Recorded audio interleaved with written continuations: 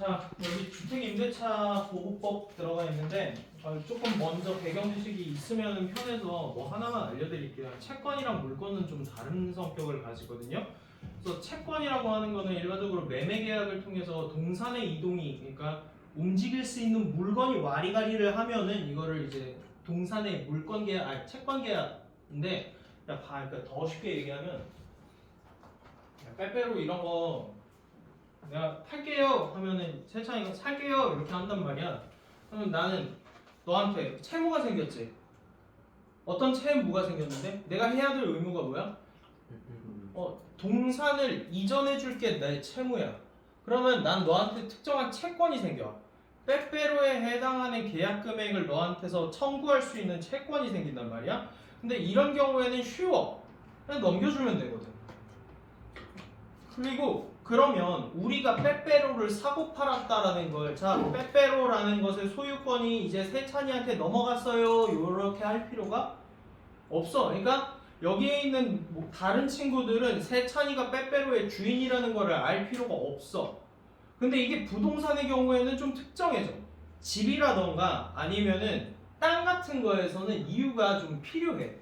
그게 제3자에 대한 대항력과 물권적 성격을 가진다라는 얘기가 그 얘기인데, 제3자에 대한 대항력이 무슨 얘기냐면, 자, 이게 빼빼로가 아니라, 자, 충청 북도에 있는 토지 2만 평을 내가 너한테 거래를 했어. 그러면 야, 내가 네 주머니에 토지 2만 평 접어서 넣어줄 수 있어? 없단 말이야. 그러면 나는 뭘 해주면 되는 거냐면 서류상의 소유권을 너한테 넘겨주는 거고, 나는 그에 대한 매매 대금을 너한테 청구할 수 있는 거야. 그런데 이 토지나 부동산이라는 개념은 좀 특수해. 왜냐면 야, 맨날 가서 너 2만 평 그거 경비 설 거야? 못 쓰지. 그러니까 네 땅에 몰래 지성이가 들어와가지고 텐트 치고 한 2년 살았어. 너 얘 보고 나가라 그러면 얘 뭐라고 할 거야? 빈 땅인 줄 알았어요? 몰랐어요. 요지랄 떨 거란 말이야. 자, 그러니까 모두가 토지의 소유자가 누구인지를 알아야 된다는 얘기예요. 물권적 성격은. 이게 물권적 성격을 가진다, 제3자에 대한 대항력을 가진다라는 얘기거든. 그러니까 그런 거 잘 안 해놓으니까 할머니들 아무데나 고구마 심어가지고 이거 막 개발해야 되는데 그게 고구마 소유권이 어떻게 되는지가 또 그 문제라고. 되게 재밌어요. 땅에 묻혀 있는 거는 소유권이 토지 주인한테 가고요. 토마토면은 심은 사람한테 가요. 재미있는 게 좀 있어요. 그래서 제3자에 대한 대항력을 꼭 갖춰야 되는데, 그러면 어떻게 해야 되느냐? 제3자에 대한 대항력을 갖추고 모두가 계약 내용을 알 수 있게끔 하는 걸 우리는 공시라고 하고, 그 공시된 내용을 어디다가 적어 놓으면 그걸 등기부 등본이라고 한다고. 아, 집 주소 물어볼. 야, 너 어차피 네가 제일 멀리 사는 거야. 야, 너 집 동수 좀. 315동 315동 1001호 1001호. 아파트 이름이? 민성마을 현대모니. 기네. 양민성. 민성마을 뭐 현대모니 어쩌고 이렇게 있잖아, 아파트가. 자, 그러면 너네 집 소유주 누군지 나 너한테 물어볼 필요도 없어. 나 그냥 어디 가서 등기 떼버리면 돼. 나 동사무소 가가지고 니네 지곡동 맞냐? 아니요. 보라동이야? 네. 보라동 동사무소 가서, 사실 거기도 안 가도 돼. 그냥 여기 구갈동 동사무소 가서 저 이 집 등기가 좀 궁금한데요 라고 하면 떼잖아. 그러면 소유주 뭐 이렇게 떠요. 누구 이렇게 떠. 내가 가도 뗄 수 있고 네가 가도 뗄 수 있고 대한민국 국민이라면 모두가 가서 뗄 수 있어. 왜? 물권을 소유한 사람이 등기돼 있으니까. 이래야지 니네 집에 갑자기 왜 미친놈이 들어가서 집에서 안 나가, 너 나가라고 할 수가 없다니까. 물권적 성격을 보유하지 못하면. 걔한테 가가지고 집 문서 보여주고 이거 진짜 제 거예요 해봤자 몰라 아몰랑 해버리면 답이 없어. 그래서 물권적 성격은 제3자에 대한 대항력을 갖춰야 되는데 어떤 방식으로 갖추냐? 등기하시면 됩니다. 됐죠? 이게 물권이고요. 원래 계약은 기본적으로 상호 간에 뭐를 만든다? 채무와 채권을 상호 간에 동전의 양면처럼 나눠 가지는 게 계약이잖아요. 물건을 팔면 나는 물건을 양도할 의무가 생기고 대금을 지급받을 채권이 생기고 산 사람은 물건에 대해서 이제 소유권을 넘겨받을 채권이 생기고 매매 대금을 나에게 지급해야 될 채무가 생기고 이런 식으로 계약은 쌍방으로 원래 채무 채권을 발생시키는데 증여 같은 거는 그냥 독특한 거고. 자, 봅시다. 주택 임대차는 임차인이 주택의 소유자인 임대인에게 보증금을 지급하고 합의한 기간 동안 목적물인 주택을 사용한 후에 기간이 만료되면 보증금을 반환받는 계약이라고 되어 있네요. 자, 그래서 우리는 기본적으로 보증금이라는 거를 주고서 임대를 하고 뭐 빌려주던가 아니면 빌림을 받던가 뭐 하는 건데요. 혹시 전세랑 월세의 차이를 아나요? 알면 편한데. 이건 뭐 인생 살 때 도움되니까 그냥 얘기를 해드리자면요. 자, 월세는 월마다 따박따박 제가 이제 월세를 지급을 하는 거죠.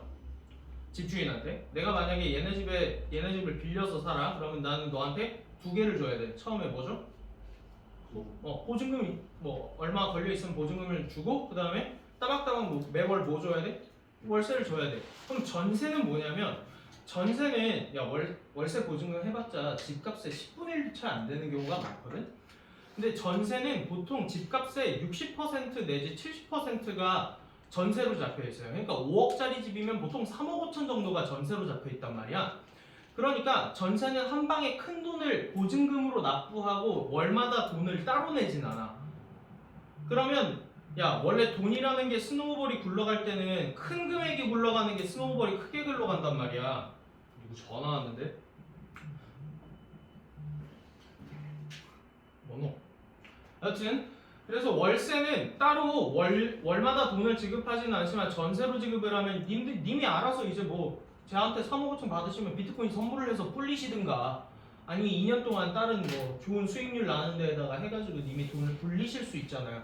그리고 이자를 따로 지급하지 않고 계약이 만료되면 뭐만 그냥 돌려주면 돼? 처음에 받았던 보증금만큼만 돌려주면 돼. 그러니까 이자를 따로 받지 않는 대신에 큰 돈을 한 번에 목돈으로 주는 게 전세예요.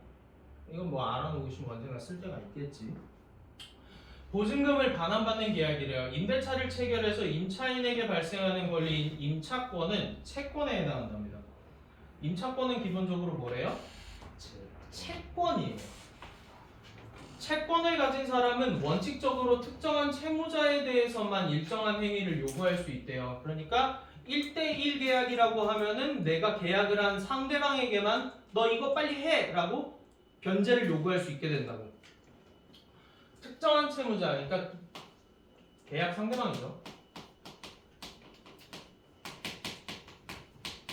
계약 상대에 대해서만 일정한 행위를 요구할 수가 있고 제3자에 대해서는 권리를 주장할 수가 없대요. 자, 임차인 불안해요, 안 불안해요? 야, 뭘 믿고 내가 다중계약해버리면 어차피 공시가 안 돼 있으니까 내가 하나의 부동산을 가지고서 10명이랑 계약을 해버리면 그럼 어느 날 갑자기 집에 들어갔는데 아저씨들 10명을 만나게 된다고. 그거에 대해서 누구한테만 따질 수밖에 없어? 그 아저씨들한테 따져 못 따져? 못 따져. 누구한테만 따져? 집주인한테 전화하는 것밖에 답이 없어. 집주인 날랐겠지 이미. 어쩔 거냐고. 님들 보증금 다 날렸네요. 이런 게 전세 사기라고요. 임차권은 채권에 해당한다. 그래서 일정한 행위를 요구할 수 있고 제3자에게는 권리를 주장할 수 없다. 반면에 소유권이나 저당권, 전세권도 뭐에 해당한다고? 물건에 대한 지배권이라 할 수 있는 물권이래요.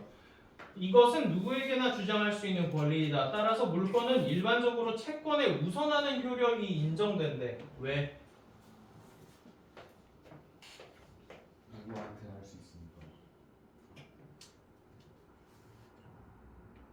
그래 나온 논리구조면 맞아요. 근데 이거는 다른 이유가 조금 더 있거든요. 다른 이유를 조금만 그냥 알려드리자면, 자, 일반적으로 계약으로 발생하는 게 채권이잖아. 상호 간의 계약으로 발생하는 게 채권이잖아. 자, 물건 없이 계약이 가능해? 목적물의 소유권 없이는 이게 계약 자체가 불가능해요. 우리 14회차에서 같이 하는 분들은 알 텐데 원래부터 그림이 없는 상태로 계약이 이루어졌다라고 하면 그 계약은 당연히 무효로 돌아간다 이런 얘기가 있었거든요. 그러니까 물건의 소유권이라는 게 원래 있었기 때문에 이 채권이 발생했던 거야. 그러니까 물권이 뭐보다 먼저야? 채권보다 먼저 있어야 돼. 선순위라고 당연히. 자, 그래서 일반적으로는 채권의 우선하는 효력이 인정되는데 같은 물건 사이에서는 선순위 물건이 후순위 물건보다 우선한데요. 근데 몇 번 말씀을 드렸지만 2학년 이 모의고사 지문 이거 전부 다 이거 법 논문에서 따온 거거든요. 그래서 생략되어 있는 내용이 너무 많아요. 그래서 알려드리자면 선순위 물건과 후순위 물건이 존재해요. 그냥 예시를 빠르게 들어서 편하게 알려드릴게요. 어려운 거 아니니까. 자, 우리가 집을 계약하거나 집을 이제 산다고 합시다. 근데 집이 한두 푼 하는 게 아니잖아요. 캐시로 집을 바로 구매할 수 있는 사람은 대한민국에 몇 명 없어. 그럼 보통 어떻게 구매하니? 집 살 때. 내 현금에다가 그 주택을 담보로 잡아가지고 은행에서 돈을 끌어와서 집을 일단 구매한단 말이야. 그러면 집이라는 것의 소유권이 누구한테 있어? 선순위 물권자, 직접 구매한 사람한테 선순위 물권이 부여돼.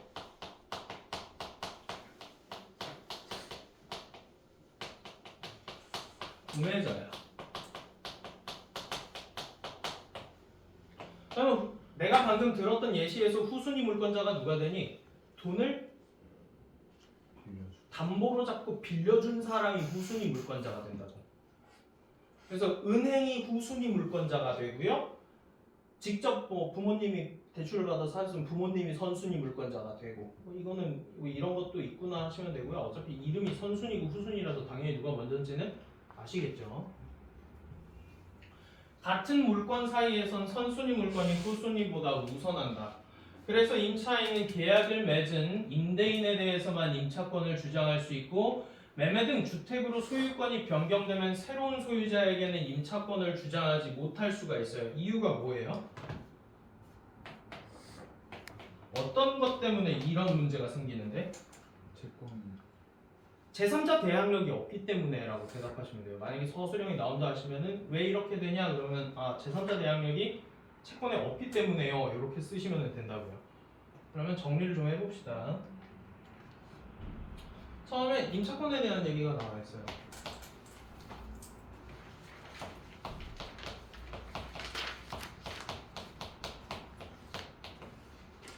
임차권은 물권이 아닙니다. 이건 무슨 권리예요? 일반적인 임차권은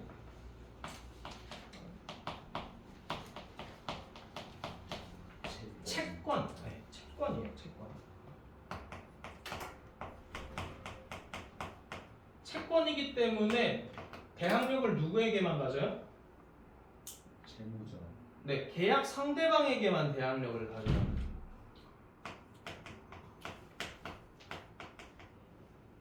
계약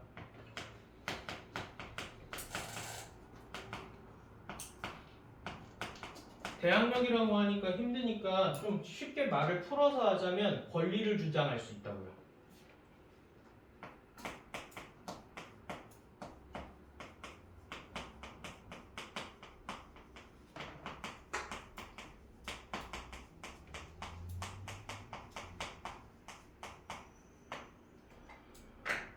그런데 다른 얘기로 전세권과 같은 뭐에 대해서 알려줬다? 네, 물건이라는 것도 알려줬죠. 물건은 뭐래요? 물건에 대한 지배권이라고 했어요. 그래서 물건도 있는데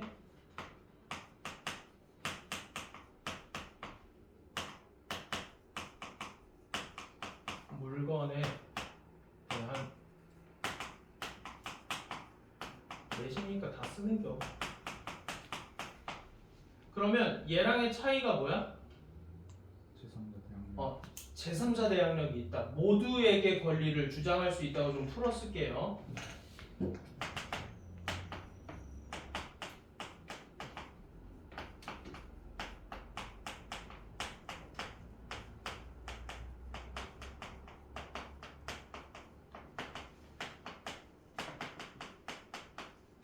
있어.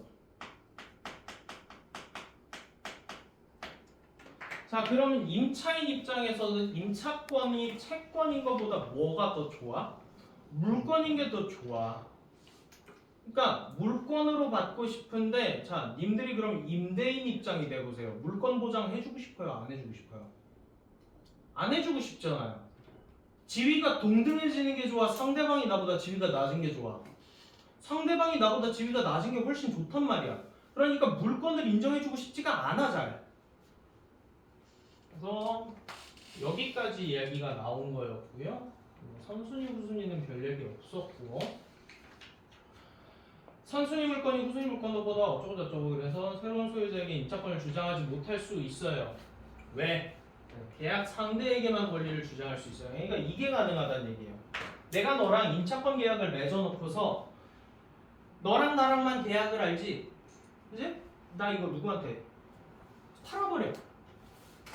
너한테 보증금 받고 내가 이 집을 팔아버려. 그러면 너 나한테만 주장할 수 있지. 그리고 나 참석해. 뭐 알바모 하고 돈 받고 날라버린다고. 네 보증금도 먹고 뭐도 먹어? 매매 대금도 먹고 날라버려. 그럼 내가 과연 너한테만 빌려줬겠냐? 이미 이 짓을 할 정도의 양반이면은 얘한테만 빌려주지 않았을 텐데 다중계약을 다 체결해놓고 님들의 보증금을 든 채로 내가 날려버려요 집을. 그럼 난 매매 대금도 먹고 님들의 보증금도 먹어요. 이런 개꿀독이 어딨노? 이렇게 생각하면 나쁜 놈. 자, 그러면 어떻게 해줘야 돼요? 자, 임차인이 위험해요, 안 위험해요? 임차인이 위험하죠. 그럼 국가에선 당연히 누굴 보호해줘야 돼? 임차인을 보호해줘야 돼. 그게 뭐의 목적이야? 주택임대차 보호법의 목적이야. 임차인을 보호해주겠다라는 게. 그리고 이제 넘어가시면 갑자기 이제 전세권이라는 얘기가 나오는데요. 전세는 근데 우리나라에서만 있는 제도예요. 되게 독특한 제도예요. 전 세계에서 전세라는 게 가능한 나라가 우리나라밖에 없어요. 그러니까 우리나라가 너무 고도의 빠른 경제 성장이 있었기 때문에 시간적으로 돈을 불리면 엄청 크게 불릴 수 있어서 전세권을 설정을 했는데 요즘 전세를 잘 안 하겠죠. 경제가 침체가 되니까. 자, 이 문제를 해결하기 위한 방법으로 민법에서는 전세권이라는 걸 보장을 해주는데 이것도 법입니다. 이는 보증금을 지급하고 부동산을 약정 기간 동안 이용한 후에 부동산을 반환하고 보증금을 돌려받는 권리로 임차권이랑 내용은 똑같아요. 내용 자체는 똑같은데 전세권은 뭐라고? 물건이에요. 전세권은 뭐라고? 똑같은 내용의 물건이야. 자, 그러면은 일반적인 임차권과 전세권의 차이점이 뭐냐라고 물으면 제3자 대항력을 임차한 기간 동안 가지면은 전세권, 가지지 못하면 임차권 이렇게 됐다고. 이해돼요?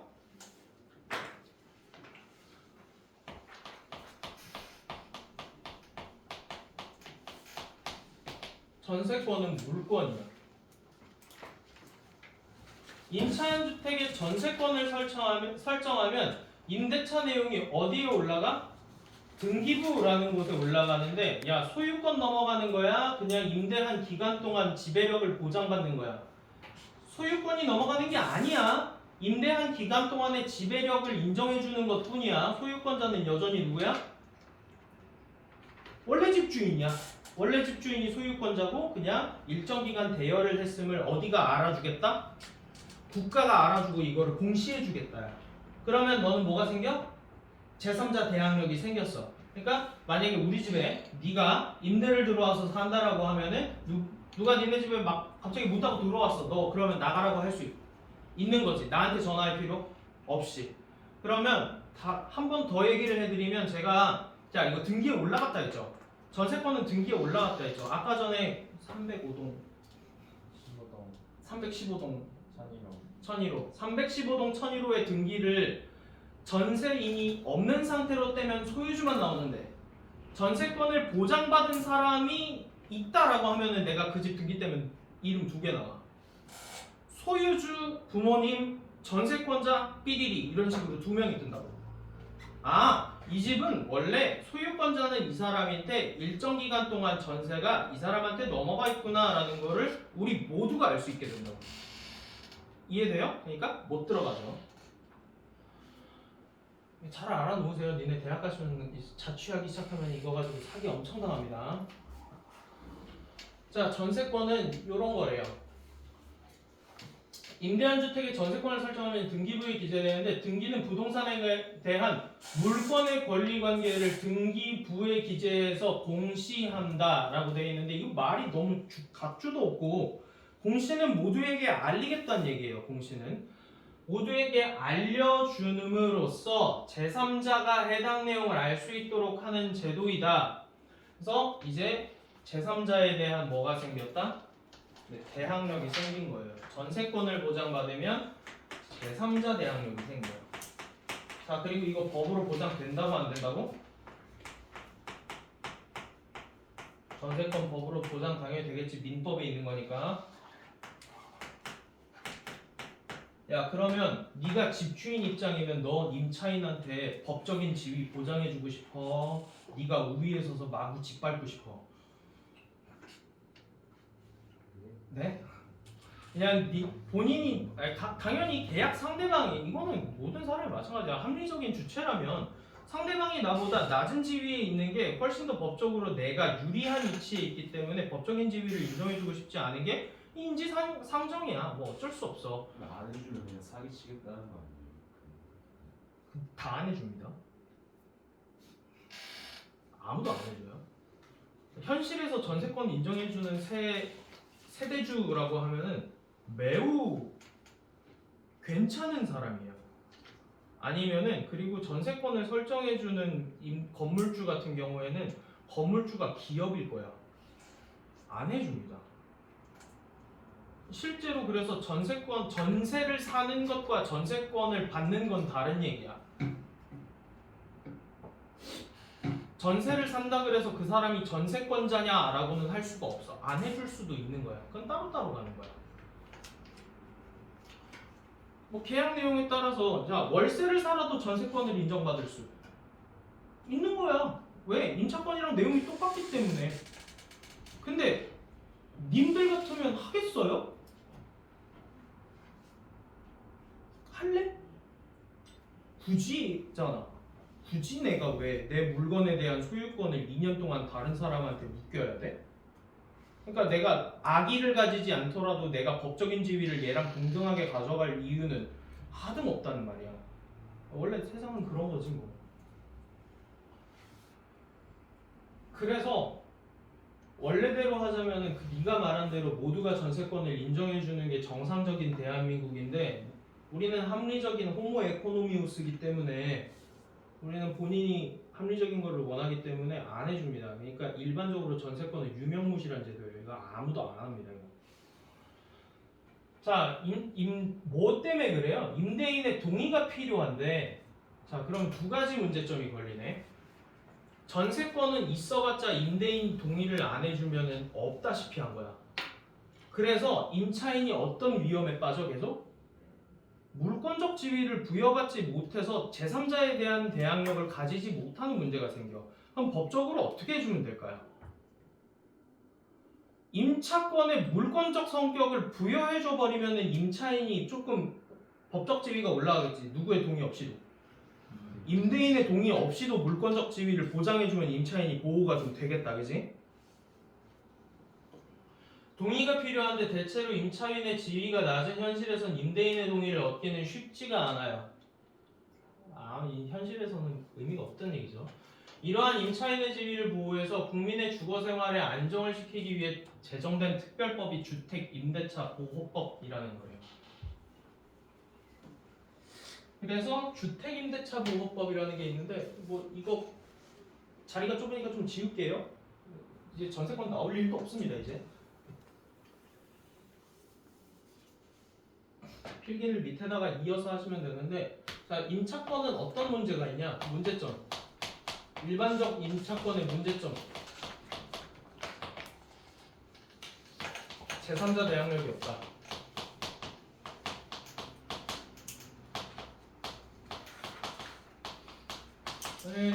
제3자 대항력이 뭔지 기억이 안 날 것 같아요 하시면 이거 옮겨 적어 놓으신 거 있죠? 이게 제3자 대항력이 없다예요.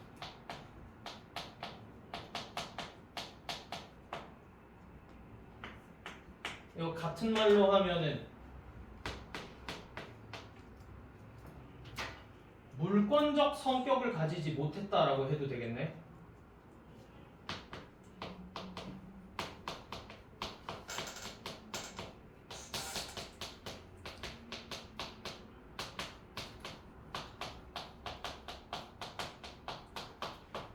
못했어. 그래서 이를 해결하기 위한 솔루션 방법 첫 번째 해결 방안.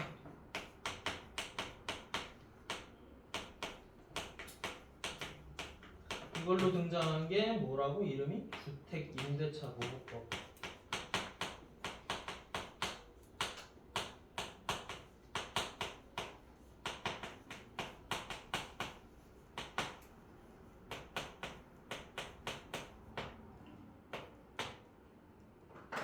됐죠? 그러면 어떤 내용일지 이미 감이 살짝 온단 말이야. 물권적 성격을 보장을 해주면 되겠구나.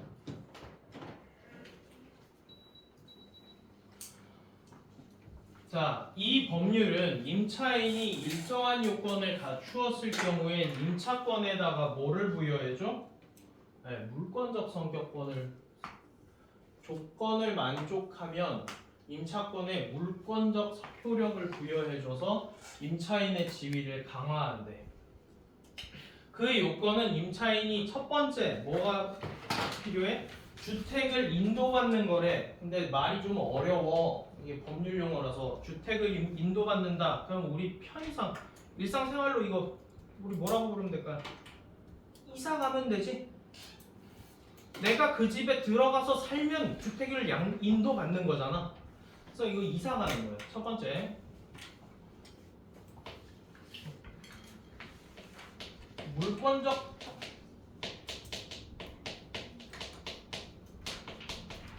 성격을 어디에 부여해줘?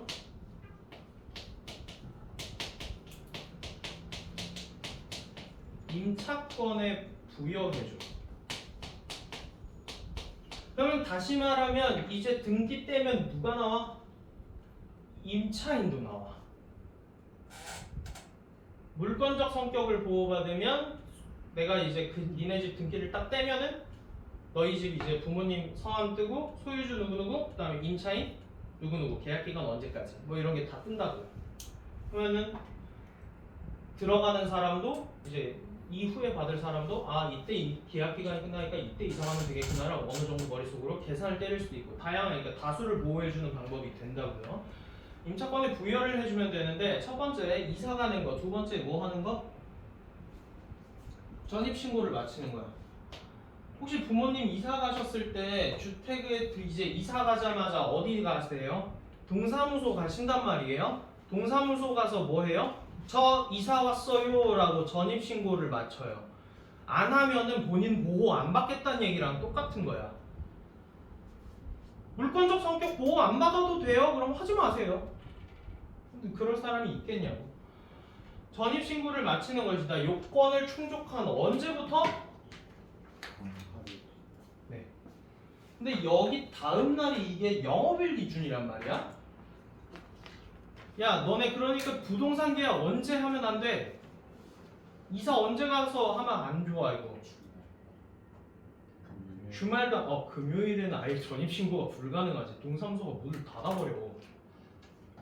이사는 목요일까지는 가야 된다는 얘기야. 최소한 수요일에 가시는 게 나아요. 뭐 금요일에 공휴일이고 이래버리면 야 그러면 며칠 동안 물권적 성격 보유 못 받아.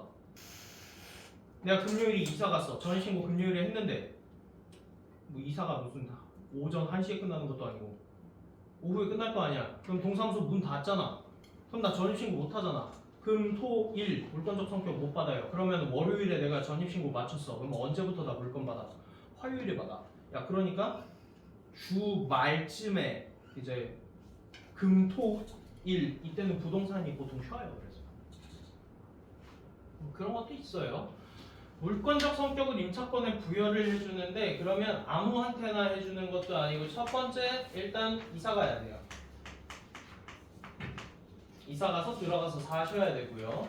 두 번째 전입신고를 해야 돼요.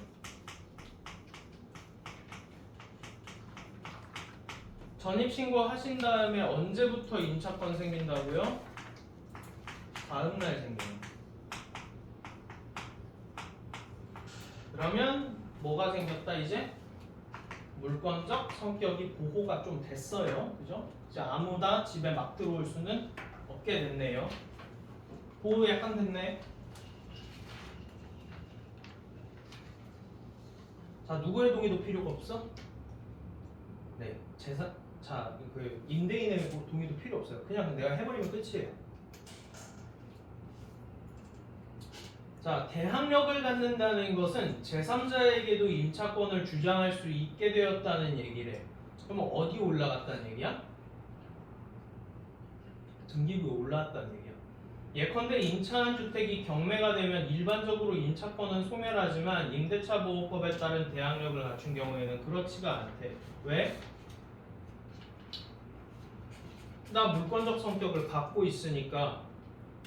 물권적 성격이 다시 말하면 뭐야? 물건에 대해서 지배력을 임대한 기간 동안 갖고 있다는 얘기니까 나의 물권적인 성격도 보호를 해줘야 되니까 이 집의 소유권이 딴 사람한테 넘어가면 내가 물권적 성격 못 받았으면 나 누구한테 따져야 돼? 원래 집 소유주한테 따져야 되는데 나 이제 그럴 필요 없지.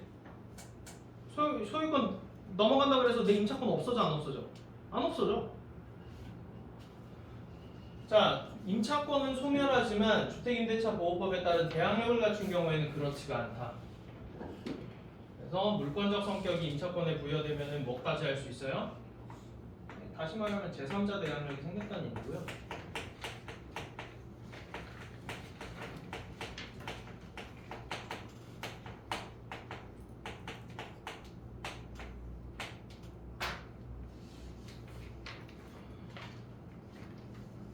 임차인은 이에 덧붙여서 주민센터 등의 공공기관에서 주택임대차 계약서에다가 뭐를 받을 수가 있다고?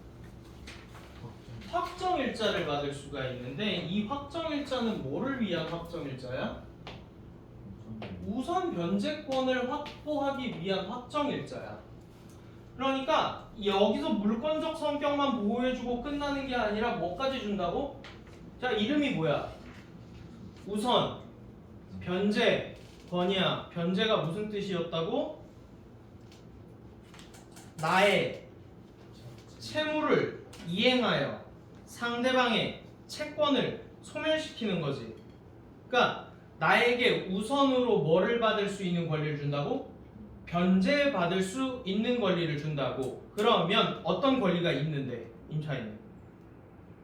보증금을 반환받을 권리가 있는 거고 임대인은 무슨 채무가 남았어? 보증금을 반환해 줘야 될 채무가 남았어. 그러니까 나는 먼저 돈 받을 수 있음이야. 쉽게 말하면 먼저 돈 받을 수 있다고. 자, 우선 변제권을 확보하기 위해서이다. 임차인 주택이 경매되었을 때라고 돼 있는데 이거 지문 어떻게 하려고 그러는지 모르겠는데 하나만 더. 얘들아, 경매가 넘어갔다는 얘기는 뭐니?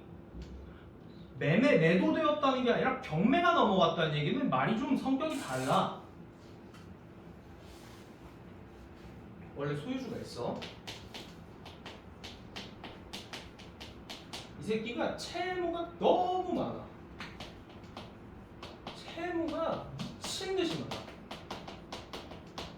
너무 많아가지고 얘는 본인이 가지고 있는 소유물을 강제로 국가에서 팔아버리는 게 경매야.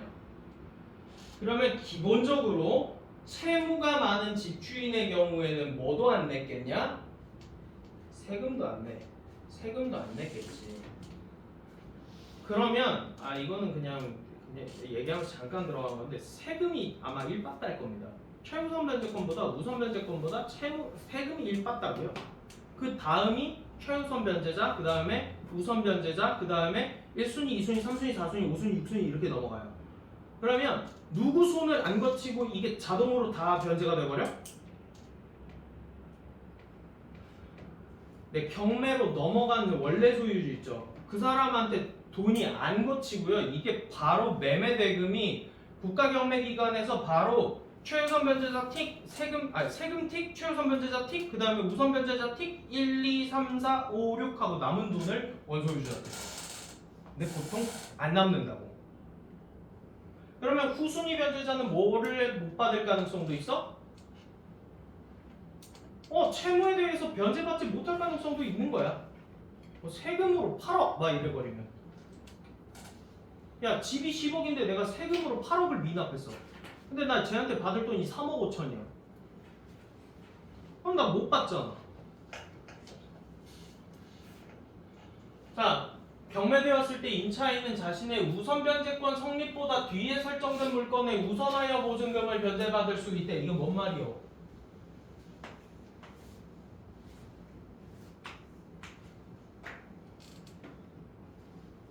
자, 그러면 내가 확정일자를 받았어. 나 이제 우선 변제권 생겼다고 치자. 나 그럼 우선 변제권이 생겼는데 뒤에 뭐 일어나? 물건 변동이 일어나지. 경매라는 물건 변동이 후 뒤에 일어나지.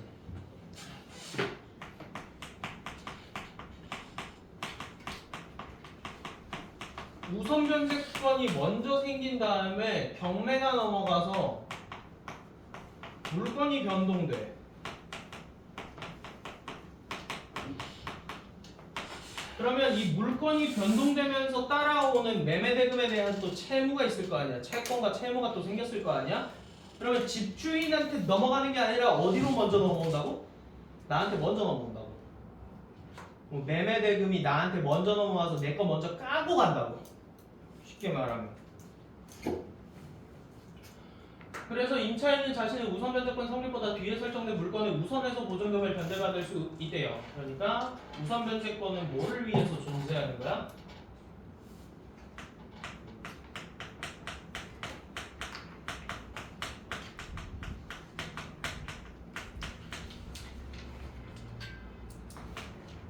임차인의 보증금을 보장해주기 위한 제도인 거야.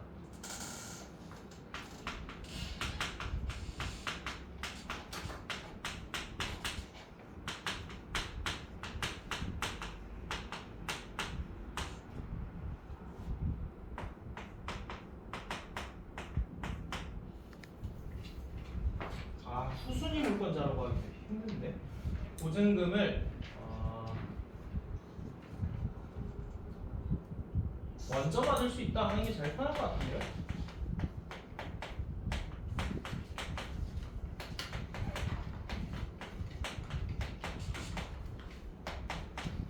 요 정도가 제일 간단하게 요약한 것 같은데, 그럼 우선 변제권을 확보하기 위해서는 뭐가 필요하다고?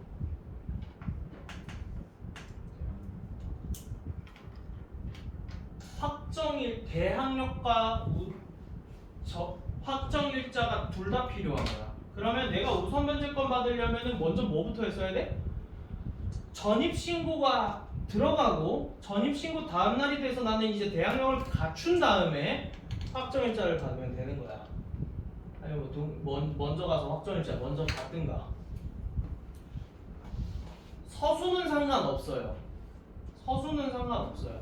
근데 뭐에 대한 서수는 상관없냐면 확정일자를 언제 받는가에 대한 서수는 상관이 없는 거야. 우선 변제권을 받기 위해서는 이게 필수적이고.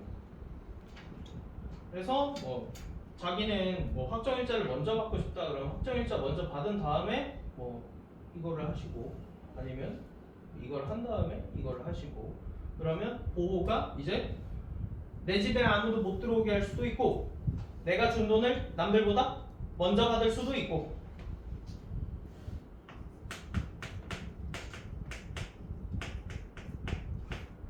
뭐까지 들어왔어야 돼? 물권적 성격까지 보호를 받았어야 돼.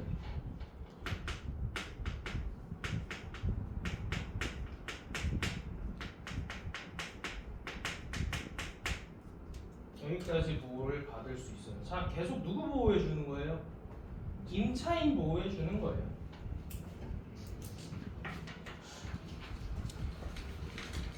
또한 주택임대차보호법에서는 사회적인 약자를 보호한다는 취지에서, 자 봐봐, 대항력을 갖춘 소액임차인이래. 그러면 얘도 뭐 한 거야?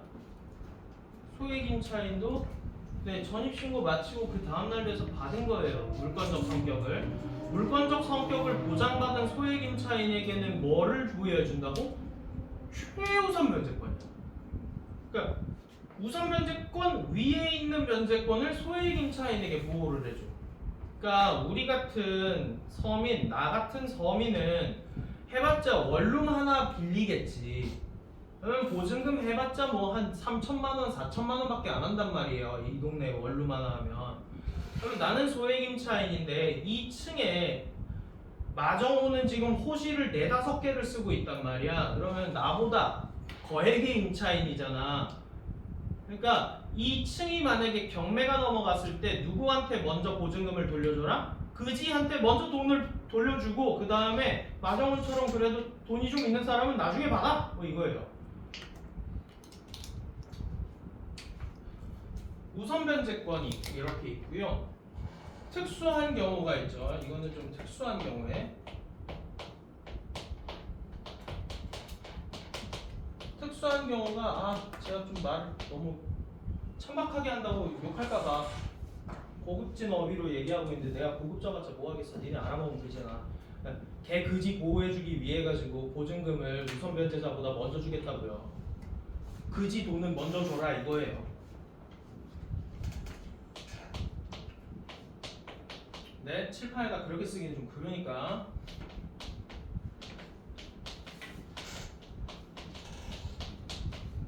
소액 임차인이 뭐까지 가져야 돼?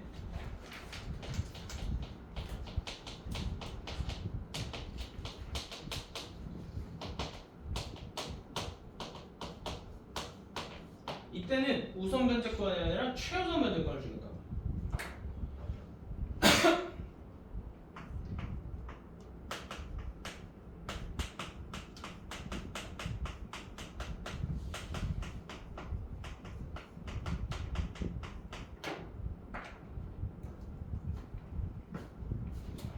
소액 임차인으로 인정될 수 있는 보증금의 기준과 최우선 변제권으로 변제받을 수 있는 상한 금액이 또 있어요. 이게 다 받는 건 아니고요.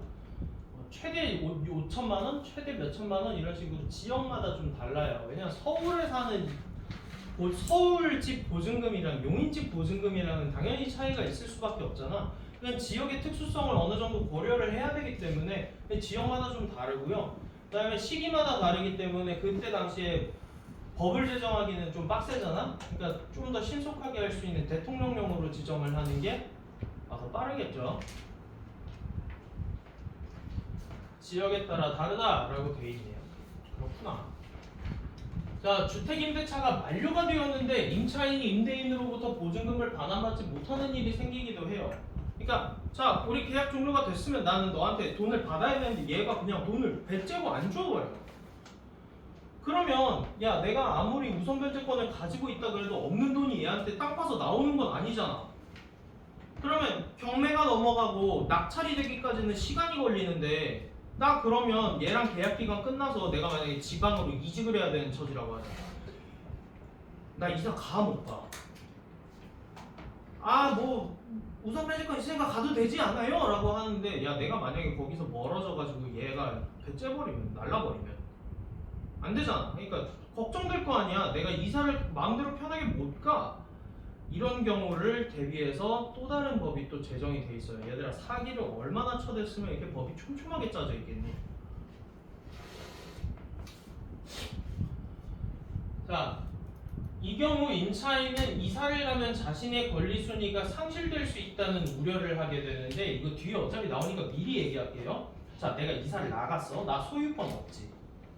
소유권 없지. 그리고 나는 임차권은 종료됐지. 내가 우선 변제자였는데 이 새끼가 소액으로 자꾸 돌려. 내가 이사를 나가면 집이 비어 있잖아. 그럼 그 집에다가 소유주가 뭐를 또 낀다고? 나보다 소액의 임차인을 또 껴. 그러면 자, 봐봐. 내가 니네 집에서 이사를 나갔는데 네가 나한테 보증금을 반환하지 않은 채로 너의 집이 비어 있어. 그럼 여기에다가 상윤이를 소액 임차인으로 떠. 그러면 너 뭐 있어? 최우선 변제권이 있는데 나는 우선 변제권 있지. 나 보증금 받겠냐? 얘가 이런 식으로 계속 돌려버리면 최우선, 얘 나가면 또 최우선, 나가면 또 최우선, 나가면 또 최우선이야. 야, 나 그럼 보증금 받아 못 받아? 못 받지. 그러니까 이사 나갈 수 있어 없어? 못 나가. 이런 거를 또 보호해주기 위해서 다양한 법들이 또 마련이 되어 있어요. 주택임대차보호법에는 임차권 등기명령 제도까지 포함이 되어 있대요. 자, 특수한 경우도 들어가 있고 여기에 임차권 이름이 뭐야? 임차권 등기명령 제도죠.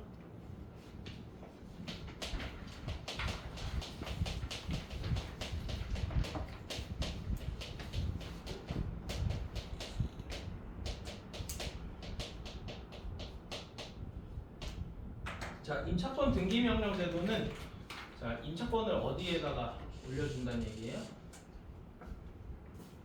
이는 종료된 임차권까지도 해주겠다. 그러면 다시 말하면 앞에는 임대 기간 중의 임차권인 거고 여기는 종료된 임차권이야. 그러니까 여기에 사실 숨겨져 있는 거지.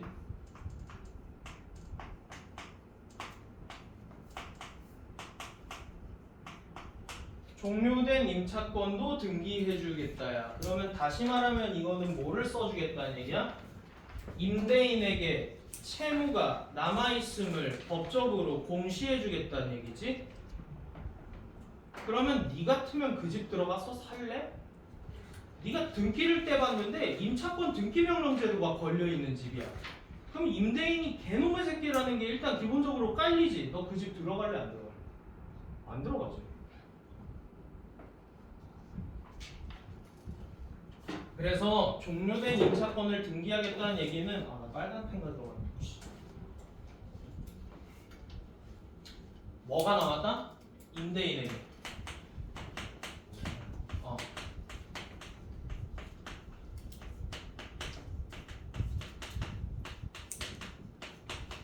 남았어. 이걸 어디다 올려주겠다고? 등기에다가 박아버리겠다는 얘기야. 꽤나 빡센 거야. 꼬리표처럼 그 집에는 이제 임대인 개새끼라고 붙어 있는 거예요.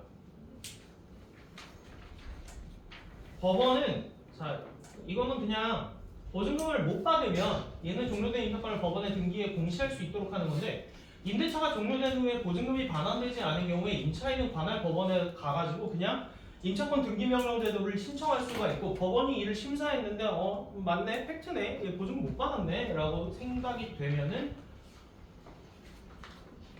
이때 심리를 하여서 올리겠죠. 공시하겠죠. 그러면 임대인의 동의는 필요하지도 않고요. 전입신고를 하지 않았거나 확정일자를 받지 않았었던 사람들 있지. 자, 이런 거 안 했어. 안 해놨는데 안 해놔도 나는 그냥 임대인을 믿고서 보증금 돌려주겠지 한 거야. 근데 보증금을 안 돌려줘. 그러면 난 물권적 성격도 없고 우선변제권도 없는 상태에서 임차권 등기명령 제도를 신청하면은 바로 뭐 생겨? 물권적 성격 받고 우선변제권도 바로 취득하게 돼요. 꽤나 법이 엄격하게 되어 있는 거거든요. 그러니까 뭐 이런 경우겠지. 아는 사람이야. 아는 사람이고 너무 한 몇십 년 진기라서 설마 얘가 내 돈 떼먹겠어? 라고 하고 보증금을 줬는데 얘가 진짜 배를 째고 안 돌려줘. 그래서 나는 믿어가지고 난 전입신고도 안 했고 확정일자도 받은 적이 없는데 나는 보호받지 못하잖아 이러면 우선변제권도 없으니까. 그래서 임차권 등기 명령을 신청해서 이거를 등기에 올리면은 법원에서 너의 물권적 성격이 있었음과 우선변제권을 가지게 바로 해준다는 얘기예요. 법원이 심리를 이미 했으니까. 한편 임차권이 등기된 후에 해당 주택의 새로 임대차를 체결한 다른 소액 임차인은 보증금의 최우선 변제를 받을 수가 없도록 하였대. 왜 그랬을까? 이거 내가 아까 설명해 준 거랑 똑같은 거야. 내 보증금을 못 받았는데 나 우선 변제자야. 근데 얘가 빈집에다가 자꾸 돌려. 그러면 소액 임차인이 최우선 변제권을 받을 수 있는 건 매우 특별한 경우라며 그 특별한 경우를 막아버린 거예요. 최우선 변제권을 못 받게 해줘. 그러면 나는 사실상 우선 변제자의 지위가 유지되는 거고 원래 내가 이렇게 있었는데 내 위에 최우선 변제자 들어와서 털고 나갔어. 이거를 못하게 막겠다는 얘기예요. 이해되세요? 이해가 되세요? 결국에 이거 전부 다 누구 보호해주는 거예요? 제 임차인을 매우 빡세게 보호해주기 위한 다양한 법안들이고요. 경매가 넘어가는 경우에는 이런 경우가 상당히 많아요. 근데 아무리 소액 임차인이던 뭐 우선 변제자든 간에 경매 유찰되면 유찰은 경매 안 넘어간다는 얘기예요. 자 봐봐. 10억짜리 집에 내가 전세를 8억을 주고 들어갔다고 치자.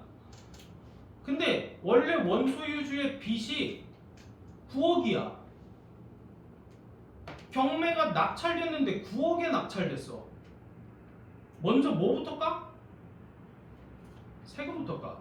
야 그러면 걔 1억이 나 얼마밖에 변제 못 받아? 나 해봤자 1억밖에 변제 못 받아. 이런다 그래서 다 되는 건 아니에요. 됐죠? 내용 이해돼요? 자, 윗글의 내용과 일치하지 않는 것은 해서 문제 같이 한번 풀어볼게요. 자, 주택임대차보호법은 일정 조건을 갖춘 임차인의 지위를 강화한다. 네, 임차인을 보호하기 위한 법은 맞고요. 조건도 있었어요. 두 번째, 임대차가 체결되면 관할 법원은 내용을 등기부에 기재해야 된다라고 했는데 야한다라고 들어가 있지. 야, 법원이 그럴 의무가 있어? 법원은 그럴 의무가 없는데.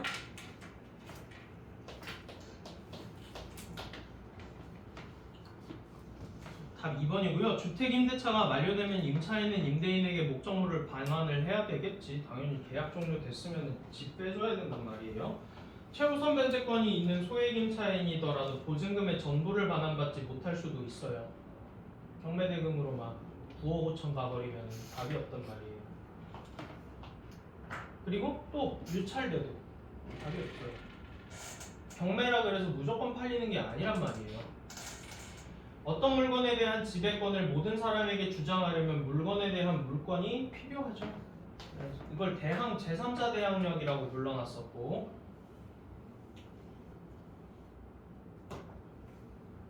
자 다음 문제 기억 니은에 대한 내용을 이해한 내용으로 적절하지 않은 것. 기억이 임차권인데 채권 임차권이네요. 보호 못 받은 임차권 그리고 니은이 전세권. 임차권을 가진 사람은 원칙적으로 임대인에게만 계약 내용에 따른 행위를 요구할 수 있다. 원칙적으로 그렇죠. 보호를 못 받은 상태니까. 위에 있는 임차권이에요. 전세권 설정하기 위해서 임대인 동의 필요하죠. 전세권을 가진 임차인은 임대차 기간 동안 목적물이 되는 주택의 소유권을 가져요? 아니에요. 임차권 그러니까 빌린 거를 받는 거예요. 전세권을 가지겠죠. 소유권이랑 전세권은 다른 겁니다. 아는 거 고르는 거 맞지? 네, 맞네요. 자, 기억이나 니은을 가진 사람이 계약상 주택에 대한 자신의 권리를 주장할 수 있죠? 기억은 임대인에게, 니은은 모두에게. 일반적으로 기억은 전세권은 임차권에 우선하는 효력이 인정된다. 네, 물권이 채권보다 우선입니다. 그죠?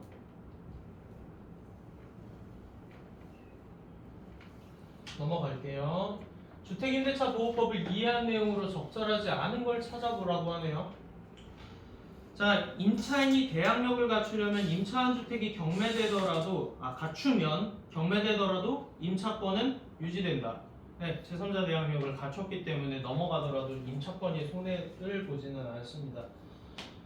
임차인이 전입신고를 하지 않으면 확정일자를 받더라도 계약기간 동안 우선변제권은 생기지 않는다. 전입신고를 하더라도 다음 날이 되지 않으면 그리고 전입신고 안 하면 당연히 물권적 성격을 부여받지 못하니까 우선변제권은 못 받습니다. 아까 얘기했던 거고요. 대항력을 갖춘 임차인이 주택임대차 계약서에 확정일자를 받으면 다음 날부터 대항력을 이미 갖춘 상태에서 확정일자 받으면 우선변제권 바로 생겨요. 다음 날이 아닙니다. 다음 날이 안 되고요. 자, 소액 임차인이 다른 지역에서 새로운 임대차를 체결하면 그 지역에선 최우선 변제권을 부여받지 못할 수도 있어요. 왜요? 지역마다 이거는 설정이 다르기 때문에. 수도 있다, 맞죠? 주택을 인도받고 전입신고를 한 날에 주택에 다른 물건이 성립되면 임차권은 새로운 물건보다 후순위가 된다. 왜 맞아요? 한 날에 맞아요.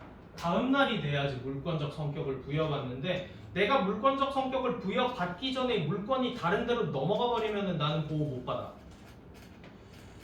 아직 물권적 성격이 생기지 않아서 그래요.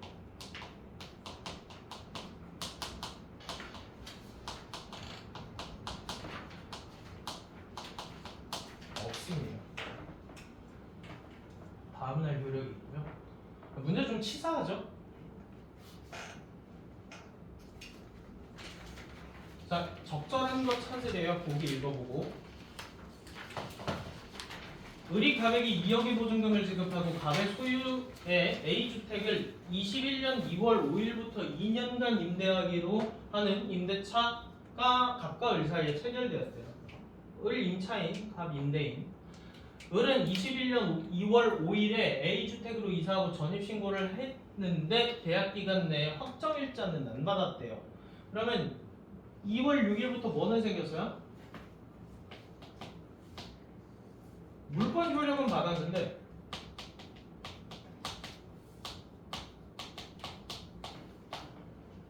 얘는 이제 우선 변제권은 지가 뭐 안 받고 싶었나 보지?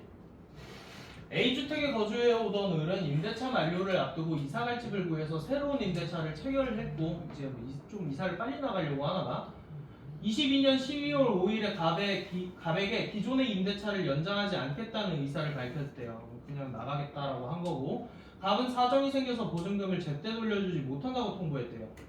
원래 계약기간 끝나면 돈 줘야 되는데 계약기간 내에 내가 보증금 못 줄 것 같다라고 얘기를 했고 갑은 임대차 만료가 된 현재까지 보증금을 돌려주지 않고 있답니다. 을은 이제 임대차 등기명령제도 이용하시면 되겠네요. 을은 22년 12월 4일부터 임차권 등기명령을 신청할 수 있다. 안 돼요. 왜요? 계약기간이 언제까지라? 2월 5일까지라서 23년 2월 5일부터 할 수 있던가 하겠죠. 을은 임차권 등기명령을 신청하는 즉시 갑에게 보증금을 돌려받을 수 있다 했는데 야 내가 우선 변제권 획득한다고 그래가지고 갑자기 없던 돈이 뿅 튀어나오냐? 그건 아니잖아. 없는 돈이 어떻게 나와요? 즉시는 안 되죠. 자, 을이 기존의 우선 변제권이 유지되도록이라고 되어 있는데 일단 을은 우선 변제권을 획득하지 않은 채로 얘는 있었어요. 기존이라고 하면 안 됩니다. 을의 신청으로 임차권 등기 명령이 내려지면 갑은 A주택을 다른 사람에게 매도할 수 없다라고 되어 있는데 매도할 수 있어요. 매도 그리고 매도 못하게 막으면 내 보증금을 뭘로 받냐? 팔아야지 받을 거 아니야. 소유권이랑은 관계가 없습니다. 을의 신청으로 임차권 등기 명령이 내려지면 을이 이사를 가더라도 을이 가지고 있던 임차권은 등기부에 올라가서 원래 소유주인 임대인이 채무가 남아 있음을 모두에게 알릴 수 있어요. 그렇죠? 네, 종료된 임차권은 등기부에 기재된다. 맞는 말이고요. 디귿의 이유를 추론한 것으로 가장 적절한 건 문제인데요. 이거 임차권 등기 명령이 들어간 물건에 한해서는 소액 임차인이라고 하더라도 최우선 변제권을 부여받지 못하도록 하였다. 아까 디귿이었어요. 가장 적절한 거 찾아보라고 하면은 이거 서술형으로 찾아보시면 되거든요. 머릿속에 답이 나오죠? 왜요? 기존의 우선 변제권자의 권리를 보호해줘야 되기 때문에 기존의 우선 변제권자의 보증금이 선순위로 먼저 돌려받아야 되기 때문에 몇 번밖에 없냐? 4번밖에 없습니다. 이거 나머지 거 다 뻘소리예요. 최우선 변제권은 사회적 약자를 보호한 취지에서 인정되는 것이기 때문에 그러면 줘야지. 소액 임차인이 임대차를 체결할 때 등기부에 기재된 임차권을 알 수가 없어요? 알 수 없어요? 알 수 있는데요? 명령 들어갔으면 알 수 있습니다. 등기 명령 들어갔으면 알 수 있어요. 최우선 변제권이 생기면 원래의 임차인이 가지고 있었던 우선 변제권이 없어져요? 안 없어져요. 있는데 내 위로 누가 들어오는 거예요. 나보다 먼저 들어올 사람이. 소액 임차인의 최우선 변제권이 인정되면 등기부상의 선순위 물권 우선 변제자보다 최우선 변제자가 먼저 변제되기 때문에 우선 변제자의 권리가 침해당할 수도 있어요. 원래 임차인과 달리 새로 입주한 소액 임차인은 주택의 인도라는 뭔 말이야 이게? 이게 뭔 말이야? 새로 입주한 소액 임차인은 대학력 조금만. 그냥 이상한 말 아니야 이거? 야, 주택의 인도가 필요가 없으면 입주는 어떻게 했대? 말이 그냥 이상한 말 써놨는데요? 답 4번이에요. 그래서 여기까지 해서 주택임대차 보호법 끝났고요.